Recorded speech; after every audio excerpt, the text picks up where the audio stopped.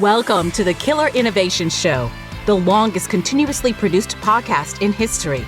Each week, Phil McKinney brings you the insights and strategies to amplify your creativity and innovation skills. Here's your host, Phil McKinney. Welcome. How are you doing this week? Hopefully you have had a great week working on your innovations, your ideas, those things that are going to change the world. We are still on the road heading back to Denver, but I wanted to get this show out. This plays off of the previous show where we talked about innovation adoption curves and why it is important. But today's show, I'm introducing a new concept that gets referred to as the hyper adoption of innovation. And what do I mean by hyper adoption? A hyper adoption of innovation is a propensity for adopting and adapting to innovation at a speed and scale that is unmatched. Not just innovators or early adopters when we talk about the innovation adoption curve. We're talking about a pace and a scale unheard of, where that curve gets jammed to the left. So this is one that's having a lot of discussions going around.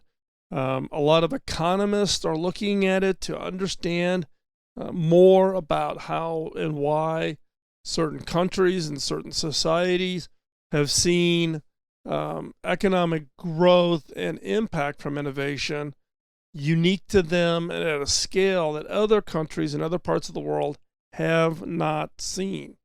So that's what the topic of today's show is: hyper adoption of innovation. Is that a competitive advantage? That's today's topic.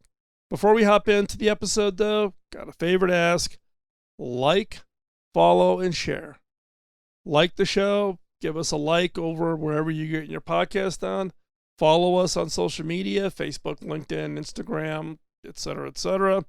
And then share with others. If there is somebody in your organization, somebody who you think would benefit from listening to this topic around innovation, send them the link. Go over to Killer Innovations, copy the link to the show, and send that over to them. I would greatly appreciate it.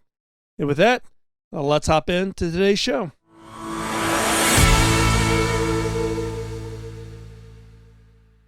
Previously, we've talked about innovation adoption and the innovation adoption curve and why it is so important. Needing to understand what is that curve and how to move across the curve with your own innovations, and how do you get success? How do you get the next part of that curve? The people that are maybe not the ones early in adopting new things, but those that will embrace it. You have to work your way across that innovation adoption curve. We've talked about that in the previous show. But let's talk about innovation adoption, your adoption and use of innovation as a competitive advantage. Now, whether that's you as an individual, as a consumer, your family, or your role within your organization, or if you're a leader of an organization, what is your posture? What is your willingness to adopt new innovations? The first question you need to ask yourself is, what type of an innovation adopter are you? Are you an innovator, an early adopter, early majority, late majority, or a laggard? Now remember, the innovators, they're out there on the bleeding edge. The early adopters are on the leading edge. They're going to be ahead of everybody else, but not be really the first ones. Then the early majority, the late majority, and the laggards. So what type of an innovation adopter are you? Now, one of the most common terms I hear in the industries around that I've been involved in over my entire career is, we are a fast follower. We don't want to be the first ones, but we'll be right behind. That tells me that you are really a early majority. You're not an early adopter. Fast followers are not typically early adopters. You're waiting until it's proven successful. You don't want that downside risk. So let's just be honest. What type of innovation adopter are you? And you can answer that, you as a consumer, you as an employee within your organization, you as a leader within your organization. What type of innovation adopter are you? Now, there's a new category of innovation adopters. This is one that's been getting some more recent traction, and that is those teams, individuals, and entire societies that have moved into what is referred to now as hyper adoption of innovation. Hyper adoption. Now, what do I mean by hyper adoption of innovation? This is the propensity of adopting and adapting to innovation at a speed and scale that is unmatched. These are people that are just will take anything and everything coming at them. They're willing to change. They're willing to embrace that change. They're willing to drop how they used to do it and move quickly to new things, new approaches, new policies, new processes. This hyper adoption of innovation. Now, what's an example of this hyper adoption? Well, the best example of this is to look at the impact of hyper adoption on the economies of some countries that have been able to shift their society to be hyper adopters. And this will give you a little bit of insight on the kinds of competitive advantage that can be created if you transform your organization to be hyper adopters, or you as an individual shift to being hyper adopters. Now, what I'm not saying is just adopt anything and everything. Just go, go, go, go, go. You have to have some kind of a criteria. But in the areas for you, your personal career, your personal objectives, or your organizational objectives, or societal objectives, innovations that can have that impact, you don't want to be that, quote, fast follower. You don't want to be in that early majority. You can create out of the norm, beyond anything that the typical criteria of success. You can create yourself an unfair competitive advantage by looking at hyper adoption. So that's what we're going to talk about. Now, what I'm going to talk about with regards to using these countries, specifically China and India, as two examples. This is based on a recent Harvard Business Review article by Zach Deichwald. So this is an article that just came out May, June of 21. We will have a link to the article in the show notes. But this is the article that kind of got me thinking with regards to this role of hyper adoption. Those people, those individuals, those organizations, those countries that just operate at a pace of adoption that is beyond scale, at a pace that's just nobody's ever seen before. So let's talk specifically around the global rise of Chinese companies. Now, we've seen the Chinese companies that 10 years ago, 20 years ago were, just starting to grow, but we've seen this absolute explosive growth. And now China has at its disposal a resource that no other country has. A vast population, not a niche population, but a vast population that has lived through unprecedented amount of change. And consequently, they've developed a propensity for adopting and adapting to innovations at this speed that is just never been seen before. So how does this look? Well, one is that this China's innovation ecosystem, it's hundreds of millions of the hyper adaptive consumers that make China so globally competitive today. In the end, innovations must be judged by the people's willingness to use them. And on that front, China has no peer. You can't force people to change. You change the perception of society. In the case of the Chinese people, they are willing to change. They know change is good, and they're willing to take on and change as they need it, at the pace they've needed to do that. Now, one way to look at this is what we call the lived experience. Lived experience is the change that people have lived through their lives. Now, the lived experience has shaped China's unique attitude towards adoption. Think about it, about how much China has changed. If you look at lifetime per capita GDP to track how much economic change people have lived through, right? So if you just think about the GDP growth, right? The U.S. per capita GDP growth has grown roughly 2.7 times from 1990. 2.7 times, which sounds pretty impressive. You're north of 2%.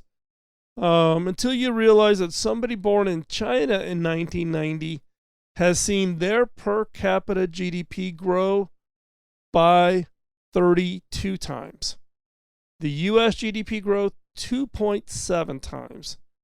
China's GDP growth, 32 times, a whole order of magnitude greater. In 1990, China's GDP represented less than 2% of the global total. By 2019, that share jumped to nearly 19%. Now, this hyper-adoption and hyper-adaptive, being able to change, being able to adapt what's going on around them.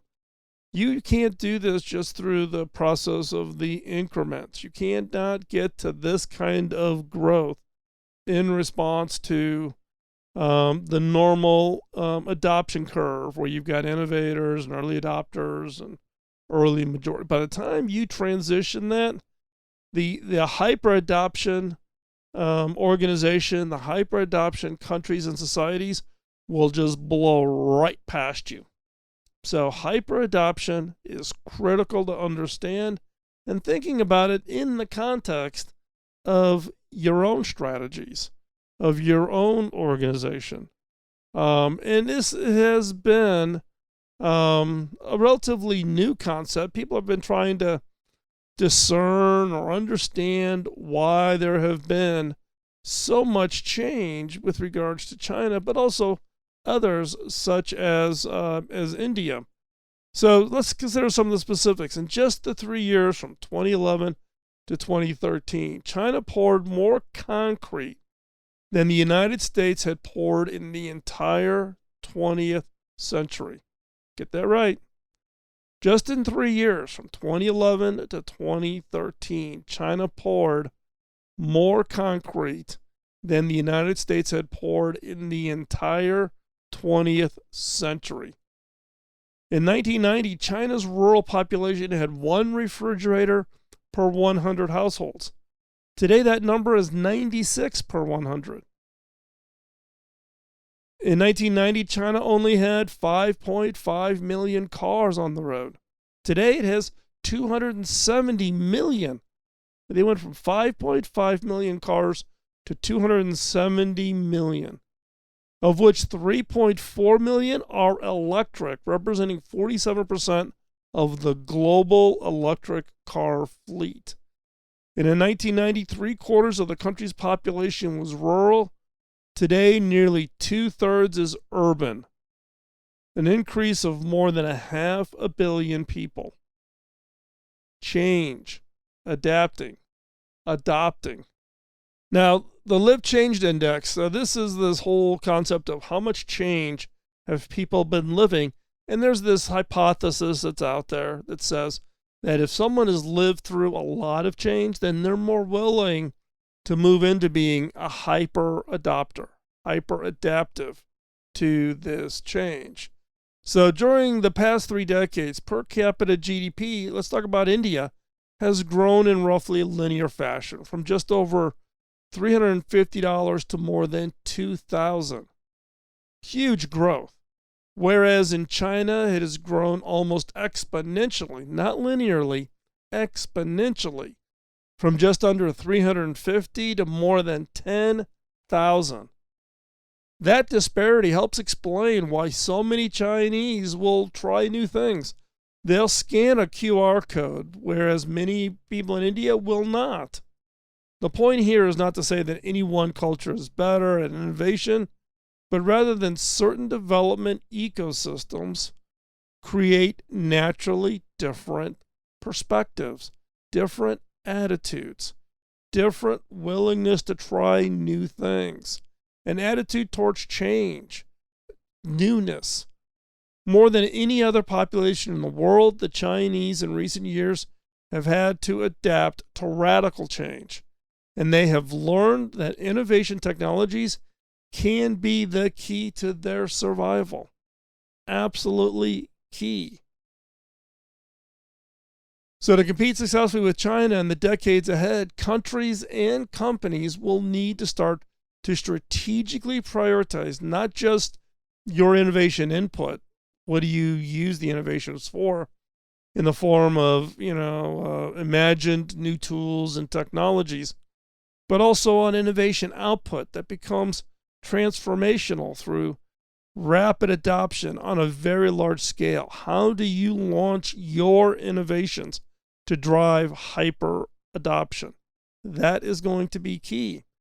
And if you crack that code, both in the hyper adoption yourself, but thinking differently about how your innovations can be hyper adoptive by others, you will create an unfair competitive advantage for yourself and for your organization.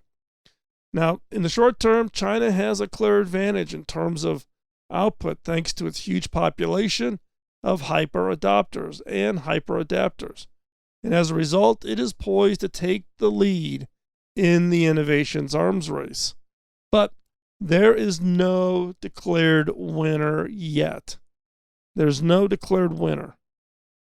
Just because you are in the United States or you live in Western Europe or Canada, Australia, China, India, wherever you live, every country, every region still has an opportunity to be a winner in this innovation arms race. The key is how do you think about it? How do you change? How do you change not just yourself, but your organization, your means of education within the country you live in, changing your government, changing societal norms, changing people's willingness to embrace change, to hyper adapt and hyper adopt. So the question is how do you become a hyper adopter? How do you become a hyper adopter of innovation? Your call. There's lots of ways to do this. This thinking is still relatively new. So you are, in effect, by listening today, somewhat on this leading edge of this concept. But don't overlook the advantages of being a hyper adopter just in yourself as a starting point. Be open to try new things. Try new things. Be willing to change yourself. Change is one of those funny things, right?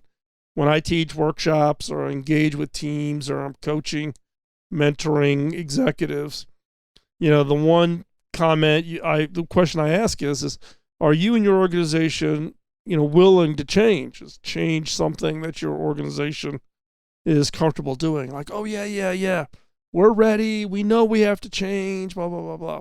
But when you get down to personal one-on-one conversations and you ask about, are you willing to change? The attitude more likely is, yeah, we need to change. I'm fine, but Joe over there needs to change. If Joe would change, we'd be great. I'm fine. I'm doing all the right stuff. But Joe over there, he needs to change. And if he changed, we're golden. That is not embracing change. That's basically saying everybody needs to adapt to you. That is not hyper adaption. That is not what we're talking about here. You need to be willing to change. Everybody in your organization needs to be willing to change. And look, even in, with your significant others, your relationships, are you willing to change? You need to be willing to change. And not waiting until it's forced. Not waiting until, someone's gonna pry that old BlackBerry out of your fingers. You're gonna hold on to that because you don't want to go to a smartphone. Or you're gonna, have a certain kind of vehicle or a way you run meetings, or as a leader, as a manager, your philosophy on remote work versus requiring people to be in the office. Are you willing to change? Are you willing to adapt and adopt? But not just adapt and adopt. Do it at hyper scale. Doing it at hyper speed. That is what is required. If you are going to create an unfair advantage, a uniquely competitive position relative to your competitors, and in the effect of you yourself and your own career success and societal impact, is this concept of hyper adoption. That is the pace of adopting new things and the willingness to change how you do things. If you think about even what's happened in China with mobile payment, with the willingness of everybody to go do fully digital banking, you'd be shocked at how few people in the United States are doing digital banking. But you go outside of the U.S. and you look at mobile banking, it is by far the norm. When I'm in Rwanda, everybody banks by phone. Nobody goes to a bank. Everybody is doing 100% of their transactions. Why? Because they didn't have another option early on. There was nothing to hold on to in the past. They're willing to adapt and adopt. And those are the ones we have to keep an eye on, because they will innovate at a pace that will smoke you. It will leave you in the dust. The pace of innovation, we talk about this many times, the pace of innovation is accelerating. And that is driven primarily by this hyper adoption. This hyper adoption of speed and the hyper adoption of scale. Speed not just being the early adopters or the innovators, but the pace of adoption, the sheer number, the sheer speed, the rapid way in which something new just becomes the new normal within society. Now, I'm going to give you a little hint about a future show. At some point, we'll talk about this. And that is you have to be conscious of hyper abandonment. With hyper adoption, people will shift from doing something with product A and they'll shift to product B very, very quickly. And they will abandon product A. So while there's hyper adoption, there is also hyper abandonment. Quickly dropping what is used today to move on to the next thing. This creates the effect of always needing to innovate, always needing to bring out the new thing, not just the new feature, but even innovate. Innovate and destroy your own core business, because if you don't come up with that innovation, the person who can come up with a hyper adopted innovation will put you out of business. It will absolutely wipe you out. But we're not going to talk about that today. That's just a little teaser. We will talk about hyper abandonment in a future show as we dig in more into this hyper adoption, not just innovation adoption on a normal scale, but hyper adoption. So keep that noodle on that. Think about that. Think about your own examples of technologies that you may use. Think about what you can do as an individual to move into this hyper adoption, adopting new things faster, quicker, yourself, both yourself, your family, but also your organization. But be strategic. Don't be random. Be strategic. If you are strategic and fast, strategic with hyper adoption, you can create this unique competitive advantage that will give you a level of success that your competitors could only wish for.